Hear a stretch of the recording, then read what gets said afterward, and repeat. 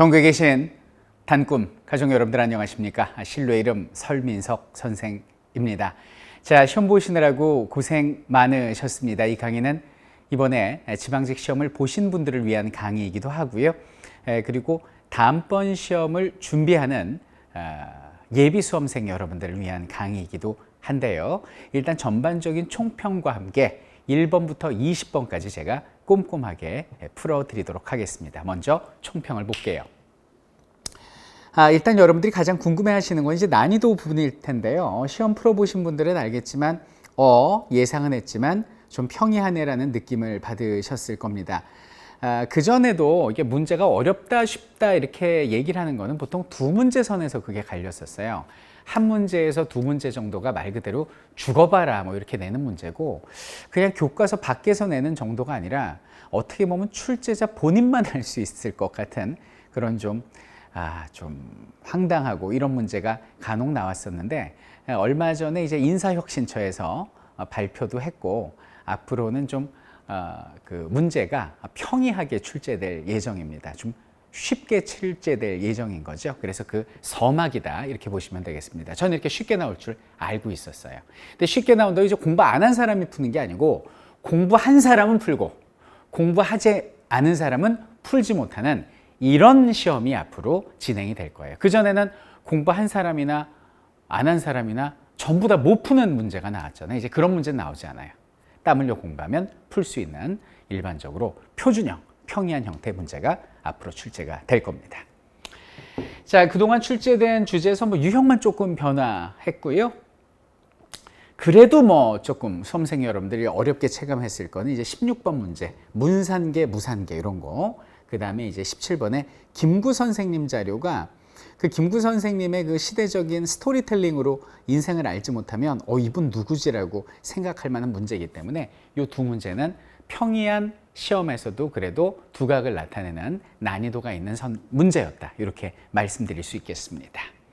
자, 합격 커트라인이 약 85에서 90점 정도 주었습니다.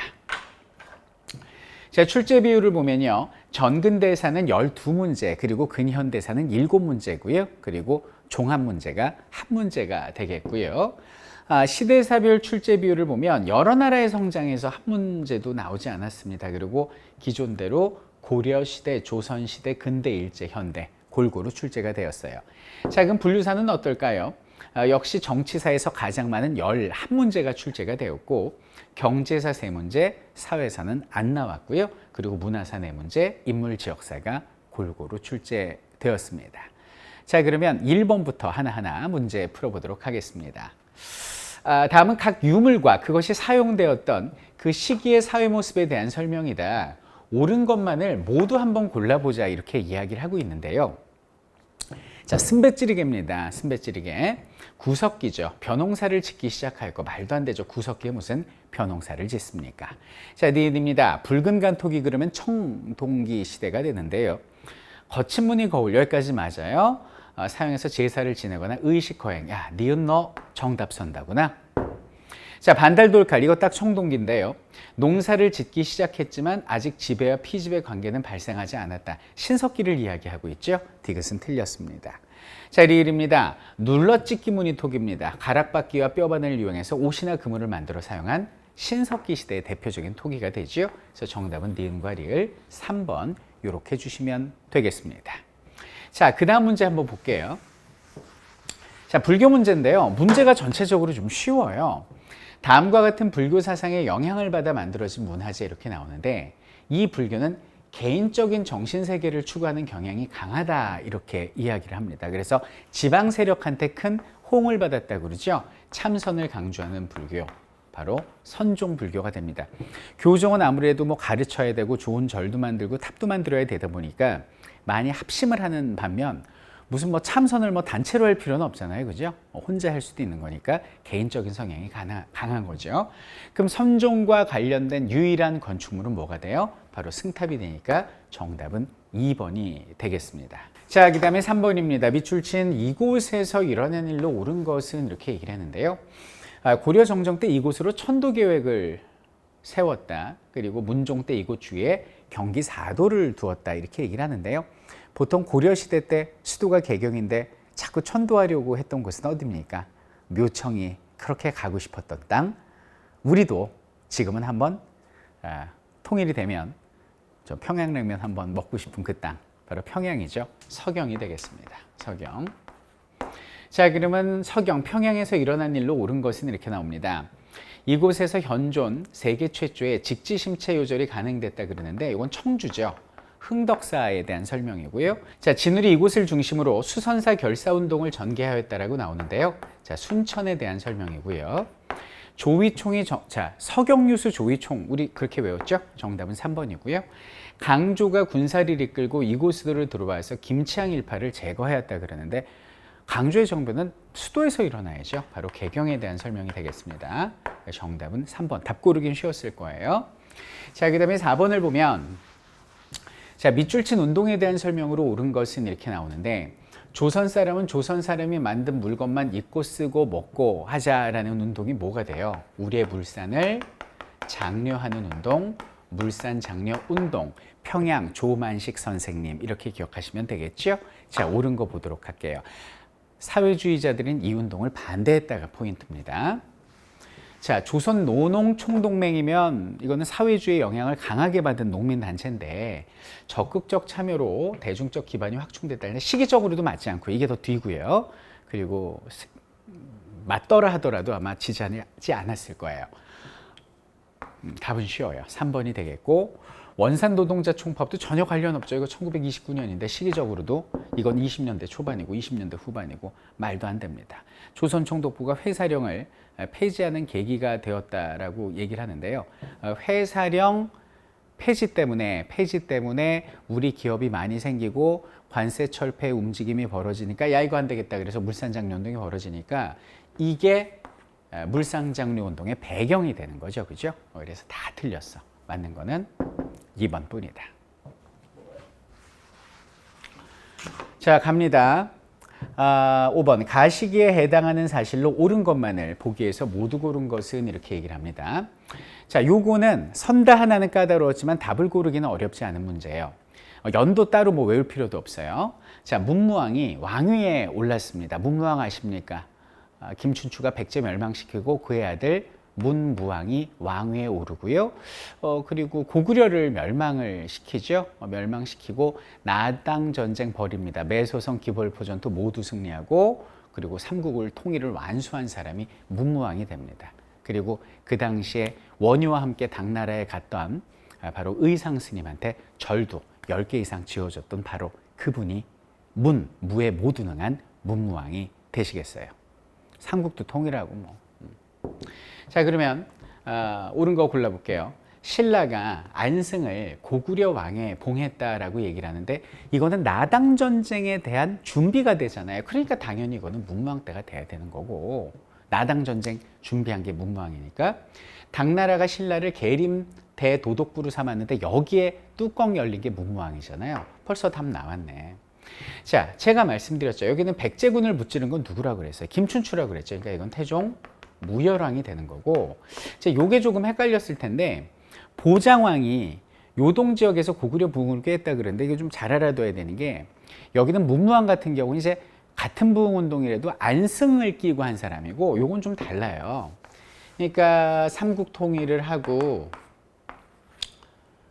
그러니까 삼국통일 전쟁이 끝난 거죠. 통일 신라가 만들어진 뒤에 이 지역을 차지한 당나라가 고구려의 왕이었던 보장왕한테 이제 여기는 뭐 요동 지역을 네가 좀 맡아봐라라고 얘기를 했는데 보장왕이 그걸 거부하고 여기서 이제 고구려 부흥운동을 꾀했던 거죠. 그러니까 요거는 통일 신라가 성립된 이후의 내용이 됩니다. 그래서 요거는 틀렸어요. 그래서 정답은 1번 이렇게 주시면 되겠습니다. 자, 삼국시대의 정치제도에 대한 설명으로 옳은 것만을 모두 골라라 이렇게 얘기를 합니다. 삼국의 관등제와 관직제도 운영은 신분제에 의해서 제약을 받았어요. 지금 물론 이제 기록이 골품제가 제대로 나와 있어서 신라만 그런 것 같지만 수업 시간에도 말씀드렸지만 백제와 고구려도 비슷하였다라고 과거 교과서에서도 기술했거든요. 자, 고구려는 대성에는 철역은지 그 다음 규모의 성에는 욕사를 파견했다고 그러는데 자, 이건 이렇게 생각해 보면 돼요. 우리 수업 시간에 삼국시대 제일 큰 개념이 도잖아요. 그죠? 그럼 도지사로 뭐를 파견했다고 그랬어요? 신라 같은 경우는 군주총관 도독이고, 그리고 백제 같은 경우는 방령이고, 그리고 고구려는 뭐였죠? 욕사를 파견했죠. 그러니까 가장 큰 대성, 도의 규모로 큰 대성, 큰 성에는 욕사를 파견을 한 거고, 그 다음으로 이제 작은 성에는 철역은지를 파견을 한 거예요. 그러니까 이 욕사라고 철역은지의 순서가 뒤바뀌었다. 이렇게 보시면 되겠습니다. 틀렸고요. 자, 백제는 도성의 오부, 지방의 방, 군 행정제도를 시행하였다. 맞네요. 그래서 우리 오부, 오방 22담로 이렇게 외웠었잖아요. 그러니까 수도를 5개, 지금으로 따지면 구로 나누고요. 그리고 지방에는 방을 두게 됩니다. 5방 이렇게 두고 5도를 두는 거죠. 그리고 그 밑에 군이 있고 22담로까지 만들어지게 됩니다. 무령왕 때. 그러니까 여기는 디귿은 맞고요. 자, 신라는 십정군단을 바탕으로 영역을 확장하고, 자, 요게 포인트예요. 십정군단을 바탕으로 삼국 통일을 이뤄? 자, 우리 구서당 십정하면 누구 떠올리는데? 그거 누가 만들었는데? 그 신문왕이 만들었잖아요. 그럼 신문왕은 통일 이후잖아요. 그러니까 통일 이후에 십정이 생긴 거고, 통일 이전은 육정이었습니다. 그러니까 중앙군이 6개였다. 이렇게. 지방군이 6개였다. 이렇게 보시면 됩니다. 그래서 그때는 5주니까 한 주당 한 정씩 들어가고 왕의 친위부대 형식으로 일정 정도를 더 두었었어요. 그래서 십정은 통일 이후니까 틀렸다. 이렇게 보면 되겠습니다. 정답은 자, 그 다음에 7번 갈게요. 쉬운 문제죠. 성격이 유사한 것끼리 옳게 짝지은 것은 이렇게 나옵니다. 자, 기인제도가 나옵니다. 왕건의 기인제도. 이렇게 지방호족 자식 잡아두는 건데요. 노급제도는 관리들 봉급제도가 돼서 관련 없어요. 이거는 전혀 상관없고. 자, 이성육부는 고려의 중앙정치고, 오경 15부는 발해의 지방행정입니다. 나라도 다르고 결도 다릅니다. 자, 중정대라는 건 발해의 감찰기구, 감사원이고요. 승정원이라는 거는 조선의 비서실입니다. 시대도 다르고 나라도 다르고 결도 다릅니다. 자, 대대로라는 건 뭡니까? 요거는 고구려의 수상을 말하는데요. 대내상이라는 건 발해의 수상이거든요. 어이, 반가워요. 같은 우리 국무총리끼리 악수도 한번 할까요? 이 같은 급이죠. 그래서 맞는 것은 4번 이렇게 주시면 되겠습니다. 자, 8번 갈게요. 담탁 문화재에 대한 설명으로 옳지 않은 것은 이렇게 나옵니다. 화엄사 각황전 우리 조선시대 건물로 배웠지 않습니까? 다층식 외형을 지녔다 그러는데 여기는 화엄사 각황전 우리 사진 여러분들 머릿속에 띄워보면 알겠지만 이렇게 외형만 봐도 좀 층층이 형태가 만들어져 있어요. 요거 맞고요. 자, 수덕사 대웅전은 뭐 대표적인 예산 수덕사 대웅전 주심포 양식의 건물이고요. 부석사 무량수전은 배흘림 기둥을 갖고 있으며 역시 또 주심포 양식인 것도 똑같아요. 자, 덕수궁석조전은 서양, 근데 이거는 뭐 틀릴 수가 없는 게 고딕양식 그러면은 이거는 저 명동성당이죠. 명동성당. 이렇게 생겼잖아요. 이렇게 생겼죠. 이게 고딕이죠. 근데 뭐 보통 삐죽삐죽하면 고딕이다 그러는데 정확하게 얘기하면은 고딕양식은 건축 기술의 완성이라고 할 만큼 그전에는 이제 돌을 쌓아가지고 무너지지 않도록 건물을 짓다 보니까 벽이 두꺼운 거예요. 그리고 창문을 크게 만들 수가 없는 거지. 왜? 그 창문이 크면 균열이 생겨서 무너지니까. 근데 여기는 고딕 건축 양식이 만들어지면서 기둥만으로 건물이 무너지지 않게 됩니다. 사실상 벽은 큰 필요가 없어요. 그래서 그 벽에다 큰 창문을 내기 시작하거든요. 그래서 창문이 크면 고딕 양식. 이렇게 기억하는 것이 좀 더 있어 보이는 지름길이다. 이렇게 보시면 되겠어요. 어쨌든 고딕 양식은 명동성당이에요. 자, 다음에서 설명하는 인물의 저술로 오른 것은 이렇게 얘기를 합니다. 종래의 조선 농학과 박물학을 집대성하였고요. 전국의 주요 지역에 국가시범 농장인 둔전을 설치했다고 기억하십니까? 이거 조금 어려운 문제인데요. 우리 기본반 때 배우긴 했는데 바로 서유구에 대한 설명이 되겠습니다. 자, 그러면은 색경은 누가 썼습니까? 박세당 써드릴까요? 박세당의 색경이고요. 그리고 홍만선의 산림경제, 그리고 박지원이죠. 박지원의 관홍소초. 정답은 서유구 임원 경제지 이렇게 보시면 되겠습니다. 자, 그다음에 10번 문제 볼게요. 고려에서 행한 국가 제사에 대한 설명으로 옳지 않은 것은 이렇게 나옵니다. 예종 때 도관인 보공궁을 세워서 초제를 올렸다. 우리 기본반 때 배운 내용이고요. 자, 그리고 여기는 숙종 때 기자사당을 세워서 국가의 제사했다. 자, 요거 스킬로 한번 접근해 볼게요. 1번도 2번도 그리고 3번도 조금 아리까리 할 수 있다고 봐요. 제가 볼 땐. 그런데 답은 바로 나올 수밖에 없는 게 환구단에서 풍년을 기원하는 제사를 올린 게 무슨 고려 태조 왕건이야. 말도 안 되는 소리 하고 있어. 환구단은 황제, 광무 황제잖아요. 고종 황제잖아요. 원구단, 그죠? 그래서 이거는 틀린 거예요. 그러니까 답 고르기는 오히려 쉬운 문제였다. 이렇게 보시면 되겠습니다. 자, 그 다음에 11번입니다. 밑줄 친 대의를 이루기 위해서, 큰 뜻을 이루기 위해서 효종이 한 일로 옳은 것은 이렇게 얘기를 합니다.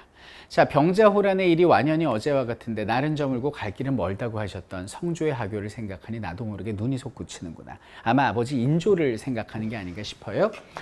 사람들은 그것을 점점 당연한 일처럼 잊어가고 있다. 큰 의에 대한 관심도 점점 희미해진다.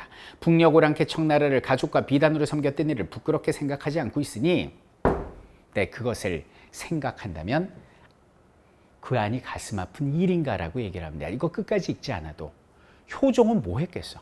효종이 한 일이 뭐예요? 뭐 환국했어? 효종이? 아니 효종이 무슨 예속 논쟁했냐고? 효종하면 북벌이에요. 아시면서 그래요. 옳은 거 볼게요. 자, 1번입니다. 남한산성을 복구하고, 여기는 병자호란으로 남한산성이 다 깨지고 난리도 아니었잖아요. 그걸 복구하고 어영청을 확대했습니다. 이게 이제 효종이죠. 어영청을 만든 건 인조예요. 자, 선조 때 훈련도감, 어영청, 총영청, 수어청, 인조, 금유영, 숙종이잖아요. 근데 이건 어영청을 만든 게 아니라 확대했다는 거니까 북방을 대비하기 위해서 이게 맞고요. 자, 그리고 금유영을 발족시켰다 그러면 우리 암기한 대로 이건 이제 숙종이 됩니다. 요건 광해고 밑에 건 인조. 다 기본반 때 이건 우리 암기했던 내용들이에요. 정답은 1번입니다. 자, 그 다음에 1번입니다. 대한제국 정부가 시행한 정책으로 옳은 것은 이렇게 얘기를 하는데요. 별기군을 폐지하고 오군영을 복구한 건요. 이모군란 직후에 대원군이 한 정책이고요. 양전 사업을 시행하고자 양지하문을 설치하였다라고 나오는데 대한제국 그러면 대표적으로 뭐예요? 양전 사업. 근대사에서 양전 사업한 게 대원군하고 아들 바로 광무 황제잖아요. 요거 맞고요. 자, 그리고 양지하문 말고 뭐도 만들어요? 지계하문을 만들어서 우리나라 최초의 등기부에 해당하는 지계도 발급했었죠. 통리 기무하문을 설치해서 개화 정책을 추진한 건 고종이 1880년에 하신 일이고요. 화폐 제도를 은본위제로 개혁한 건 바로 가보개혁대가 되고, 금본위제로 개혁한 건 화폐 정리 사업 1905년이 된다. 요거 다 기억하셔야 할 겁니다. 정답은 2번입니다. 자, 그 다음에 13번 보겠습니다. 기억 조직에 대한 설명으로 옳은 것은 이렇게 얘기를 합니다. 다른 거 볼 거 없고요. 여기 보면 기억에 속한 김익상이 이렇게 얘기를 합니다. 조선 총독부 건물에 폭탄을 던집니다. 조선 총독부 김익상, 종로경찰서 김상호, 부산경찰서 박재혁, 동양척식 주식회사 나석주이고 다 기억하시죠? 자, 그러면 이 조직은 뭡니까? 의로운 일을 맹렬히 추진하는 단체, 바로 의열단이 되는 거죠. 자, 그럼 의열단에 대한 설명으로 옳은 거 보도록 할게요. 공화주의를 주창하는 내용의 대동단결 선언을 작성했다고 그러는데, 요거는 1917년에 신규식을 비롯한 여러 민족 대표분들이 낭독한 선언이 됩니다. 관련 없고요. 의열단은 3.1운동 직후에 만들어진 거니까. 이 조직에 속한 이봉창이, 한인애국단. 자, 일부 구성원을 황푸 군관학교에 보내서 군사훈련을 받도록 했다가 정답이고, 나중에는 아예 조선혁명 간부학교라는 학교를 만들기도 했었죠. 자, 새로 부임하는 사이토 조선 총독에게 폭탄을 투척하는 의거를 일으킨 건 강우규라고 대한노인단 소속, 나이 60, 연세죠. 연세 60, 환갑의 노인분이셨습니다. 젊은이보다 정신도 근력의 힘도 훨씬 더 강하신 분이었죠. 자, 그리고 14번을 보겠습니다. 자, 다음과 같은 특징을 가진 조선 후기 역사서다 이렇게 얘기를 합니다. 자, 일단 단군으로부터 고려에 이르기까지 일단 단군이 나왔습니다. 얘기를 하고, 자, 여기 끝났네. 마한을 중시하고 삼국을 무통으로 봤다라고 얘기를 하잖아요. 이거 대표적으로 뭐예요? 안정복의 동사 강목을 말하는 겁니다. 자, 조선 후기 역사서 기억하십니까? 한치운의 해동 역사는 중국 입장에서 바라본 우리나라, 즉 중국의 기록과 일본의 기록, 외국의 기록을 가져다 쓴 책이다라고 우리 배웠었고요. 그리고 이제 유계의 여사제강 같은 경우도 이제 조선시대 후기 쪽의 대표적인 역사서, 허목의 동사 이런 것들도 우리 같이 배운 바가 있었어요. 그런데 사료에 딱 맞는 거는 1번이 되겠네요. 자, 그 다음 15번입니다. 다음 사건을 발생한 순서대로 바르게 나열한 것은 이렇게 나오는데, 이거 조금만 우리 임진왜란 스토리텔링으로 기억하면 충분히 풀 수 있는 문제인데요. 자, 기억. 명량해전을 잡아보자고요. 그럼 명량이면 임진왜란 전반이에요, 중반이에요, 후반이에요? 이거 정유재란 때니까 후반이잖아요. 그죠? 임진왜란, 휴전, 정유재란 이렇게 되니까 이렇게 되는 거고, 그 다음에 의주를 피난했던 자, 일단 쓱 한번 보자. 쓱 보면은, 자, 원균 한번 봅니다. 원균이 이끄는 조선수군이 7천량에서 크게 패했잖아. 160척 이끌고 나갔다가 정유재란 때 크게 패하잖아요. 그래서 12척 남잖아. 그래갖고 여기는 명량해전이 벌어진 거 아닙니까? 그러니까 리을이 일단 여기 들어와야 돼요. 7천량해전, 원균, 전사. 자, 그 다음에 의주로 피난했던 국왕일행이 한성으로 돌아왔대. 왜 돌아왔을까? 아니, 이거죠. 임진왜란 때 일본이 쳐들어갔어. 평양에 있었어. 더 못 올라가. 왜? 이순신이 밑에 보급로를 끊었거든. 보급로를 끊으니까. 그래갖고 이루고 있던 차에 조명연합군이 치고 들어와. 그래갖고 평양을 뺏겨. 그래갖고 일본군은 여기는 요 서울 근처에 머무르고 있었어요. 그래서 조명연합군이 여기는 권율 장군과 힘을 합쳐가지고 일본을 양공하려고 그랬는데, 그 서울 북부 일산 벽제간에서 작살이 나. 그래서 여기는 조명연합군은 올라와봐 이 자식아, 여기는 일본들은 내려와봐 이 자식아 이러면서 계속 이루고 있었잖아요. 그때 여기는 고립된 권율이 행주산성에서 뭐시기냐, 행주산성 전투를 벌인 거 아니에요? 그러니까 권율의 행주산성 전투는 디귿이 돼야 되고, 디귿 권율이 나와야 되고, 이 상태에서 휴전협정이 이루어집니다. 휴전협정이 이루어지니까 일본은 쭉 구태를 해가지고 부산에다 성을 쌓고 여기서 3년 동안 휴전협상을 벌이게 되는 거 아니에요? 그럼 여기는 일본이 물러갔으니까 다시 휴전했으니까 이제 휴전협상수이니까 선조가 서울로 다시 내려오는 거지. 그러니까 선조가 내려오려면 니은이 돼야 되겠네, 여기. 선조. 그래서 디귿, 니은, 리을 기억이 되는 거예요. 그러니까 이거는 뭐 연도로 기억하면 안 되고 전체적인 임진왜란의 전황을 마치 내가 친구한테 그 일을 겪은 것처럼, 뭐 설민석 선생님 같은 역사를 읽어주는 남자인 것처럼, 이야기꾼인 것처럼 들려줄 수 있으면 풀 수 있는 문제입니다. 연도로 푸는 게 아니에요. 자, 고려 전기의 문산계와 무산계에 대한 설명으로 옳지 않은 것은 이렇게 얘기를 하는데요. 결론만 말씀드리면 이게 어려운 문제가 아니에요. 무산계는 얘들한테만 주는 거예요. 우리 그렇게 배웠잖아. 탐라의 지배층과 여진의 추장에게 무산계 전시를 주었다. 이렇게 얘기를 했죠. 그럼 나머지는 다 문산계를 받아야 되는데 무슨 중앙 무반에게 무산계를 제수해. 무산계는 얘들한테만 주는 건데. 그죠? 그래서 옳지 않은 것은 3번 이렇게 주면 됩니다. 나머지 관리들은 다 문산계를 받죠. 문산계. 얘들만 무산계. 의외로 간단히 풀려요. 자, 그 다음에 17번 보겠습니다. 밑줄 친 그에 대한 설명으로 옳은 것은 이렇게 얘기를 합니다. 요거 좀 어려울 수 있는데요. 우리 김구 선생님의 일생을 한번 되짚어 보잔 말이지. 김구 선생님은 어렸을 때 자신의 재능이 주먹에 있는 줄 알았어요. 나이 18살에 동학의 남접 접주가 됩니다. 워낙 뭐 말타하고 막 그 거구에 비호처럼 막 날아다니시는 분이었죠. 근데 당시 동학을 진압한다고 나간 안진사가 김구 선생님을 찍었어요. 이런, 내가 널 토벌하러 왔지만 너는 장차 이 나라의 큰 버팀목이 될 거야. 너 이리 와. 내가 우리 아들을 너한테 좀 맡길 것 같아. 네가 형처럼 잘 보살펴줘. 인사해, 중구나. 김창수 형이야 이렇게 된 거예요. 그래서 안진사의 아들이 안중근이고 그때 이제 양아들 비슷하게 데려온 게 이제 김창수, 훗날 김구가 되는 거예요. 그래서 안중근 의사하고 김구하고 같이 말 타고 활 쏘고 나라를 위해서 열심히 노력을 하죠. 그러다가 이분이 이제 치아프 사건 아시죠? 그 한 주막에서 김구 선생님 입장에서는 좀 수상해 보이는 일본인, 뭐 논란이 많기는 하지만 어쨌든 거기는 일본인을 죽입니다. 그래서 일본인을 그 죽인 죄로 그 감옥에 갇히게 되는데 거기서 이제 탈옥을 하시잖아요. 탈옥을 하고 어디로 가냐면 여기는 이제 신민회로 들어가요. 신민회 활동을 하다가 신민회가 해산된 게 뭐예요? 1911년 안학사건이잖아요. 그래가지고 안학사건에 연루가 된 거예요. 왜? 신민회 회원이었으니까. 연루가 돼서 체포가 됐어요. 체포돼가지고 거기서 체포돼 있다가 그리고 나서 나와가지고 이분이 어디로 가냐면 대한민국 임시정부로 가요. 그래서 임시정부로 가가지고 이제 키가 뭐 거의 뭐 한 180, 192쯤 되니까 딱 경무국장으로 딱 이러고 이제 본인 표현대로 문지기하고 막 계셨어요. 거기서 치안을 담당하고 계셨죠.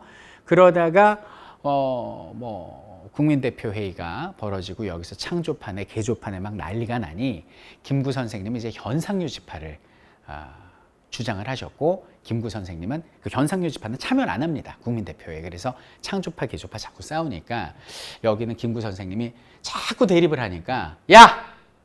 그만해 다 나가 가 이래버린 거예요. 이 김구 선생님이에요. 그래서 그는 나중에 1935년 그러고 나서 이 김구 선생님이 뭘 하냐면 한인애국단을 또 만들잖아요.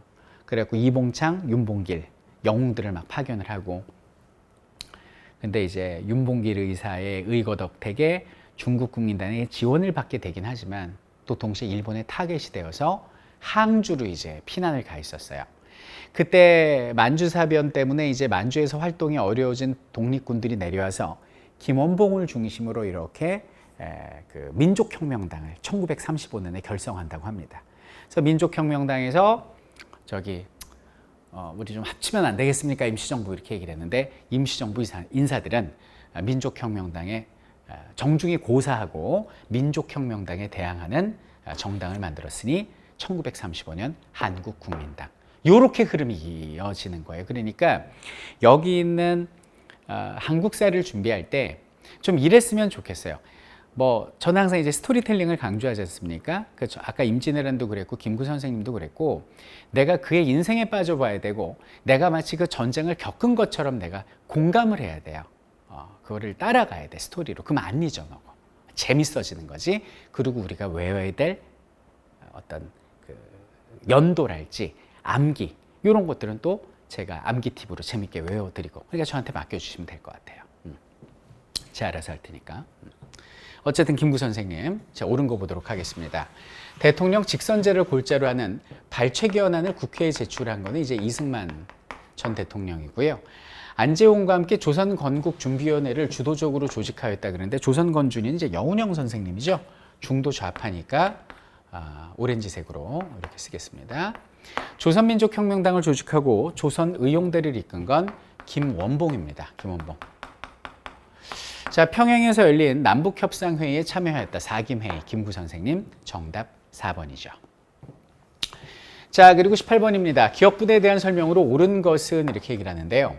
자, 기억은 1933년 중국인 부대와 연합했다 이렇게 얘기를 합니다. 자, 1930년대 초반에 중국 부대하고 연합했으면 이거는 양영흥 아니면 에이쌍호로군 지독하군 대단하거든요. 한국 독립군의 지청천 아니면은 양세봉의 조선혁명군인데요.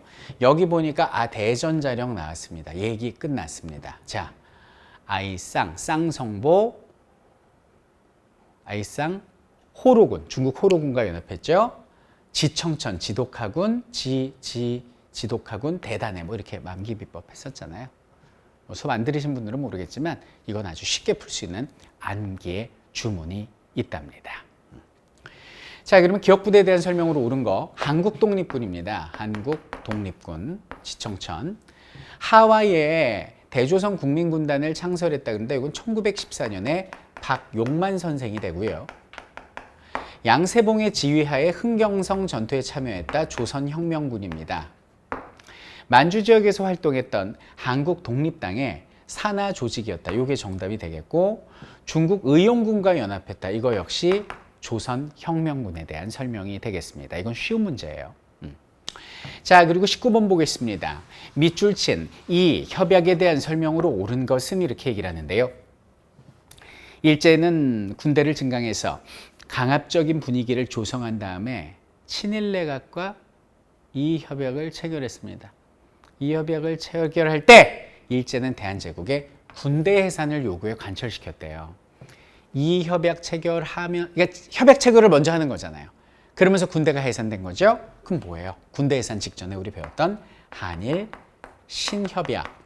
요거 다른 말로 우리 뭐라고 부르죠? 요때가 1907년 정민년이었죠. 정미 7조약 이렇게 부르는 거지요. 자, 그럼 이 정미 7조약의 내용은 뭡니까? 그 전에 을사늑약으로 외교권을 가지고 있었던 통감이 우리나라의 차관 이상 고위관리의 임명권, 즉 인사권까지를 가져가는 차관 정치였잖아요, 이게. 자, 그러면 옳은 거 골라볼게요. 쓱 보니까 이건 1905년 을사늑약이고, 최익현이 의병운동을, 자, 을사. 재정공원 메가타가 화폐장이, 이게 말이 안 되니까 7년이고, 이건 1905년이거든, 을사년이거든. 이게 식상 말이 안 되고, 그리고 이 근거가 된 건 제가 볼 땐 1904년 1차 한일협약 줘야 돼. 1차 한일협약. 왜냐면 1904년 1차 한일협약으로 메가타가 우리나라에 오잖아요. 그래서 화폐 정립 사업을 한 거니까 이건 1904년 1차 한일 협약을 주는 게 맞고요. 자, 그 다음에 통감이 추천하는 일본인을 한국 관리에 임명한다는 내용. 인사권을 가져간다는 거 아닙니까? 결국 정답은 4번입니다. 자, 마지막 문제입니다. 뭐 통일 문제 당연히 나올 텐데요. 통일도 쉽게 나왔습니다. 다음 합의문에 대한 설명으로 옳은 것은 이렇게 나오는데, 자, 이거 봐갖고 뭔지 모르고요. 여기 보면 익숙한 내용이 나오죠. 자주적으로, 그리고 어디 가서 평화적으로, 그리고 뭐 민족 대단결의 원칙하에금 7사가 되고요. 네. 그럼 이건 자주 평화까지 나왔으면 7사야. 6.15는 자주 나오고 그 다음에 뭐 쌍방의 뭐 공통성이 있음을, 통일의 어떤 방법의 공통성이 있음을, 오는 8월 15일을 즈음해서 그럼 6.15고, 자주 평화, 민족 대단결 나오면 7사입니다. 자, 그럼 7사 남북 공동성명, 금강산 관광 사업을 추진하기로 결정했다는 내용이 수록이 돼 있다. 그런데 이건 이제 6.15 관련된 내용이 되겠고요. 분단 후 최초로 열린 남북정상회담의 결과로, 자, 6.15 남북조절위원회 정답, 남북기본합의서와 동시에 작성된 문서이다 했는데, 남북기본합의서는 1991년 노태우 전 대통령 때인데 무슨 소리 하고 앉아 있어? 이거 박정희 전 대통령 때의 내용 아닙니까? 그러니까 맞는 것은 3번 통일 문제도 쉽게 나왔다, 이렇게 보시면 되겠습니다.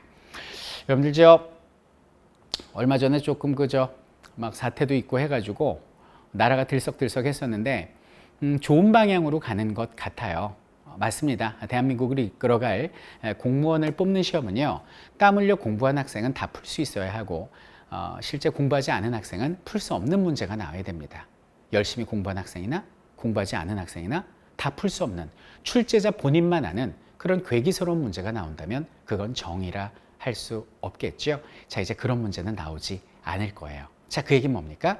이제 우리가 교과서와 그리고 선생님의 강의, 그러니까 정확하게 얘기하면 교과서하고, 물론 이 교과서는 과거 국정교과서 포함입니다. 그리고 역대 기출만 딱 잡아놓으면 그 안에서 다 내겠다는 거예요, 이제. 그 안에서. 그러니까 체감 난이도 이제 쉬워지거든요. 자, 쉬워진 만큼 가장 재밌고 즐겁고 빠르게 정리할 수 있는, 여기는 태권과 함께 간다면 좀 더 즐거운 멋진 공무원 생활 할 수 있고요. 그리고 합격도 눈앞에 맞이할 수 있다는 자신감을 가질 수 있을 것 같아요. 하여튼 이번에 시험 보신 분들 원하는 공무원이 되셔서 멋지게 대한민국 이끌어가 주시고요. 자, 예비 수험생 여러분들은 제 손을 잡고 함께 나가서 멋진 승리를 경험합시다. 자, 우리 여름에 개강하니까요. 이번 7월 달에 예비 수험생들은 개강반에서 만나도록 해요. 여러분들 아무 걱정하지 마십시오. 우리가 반드시 승리합니다.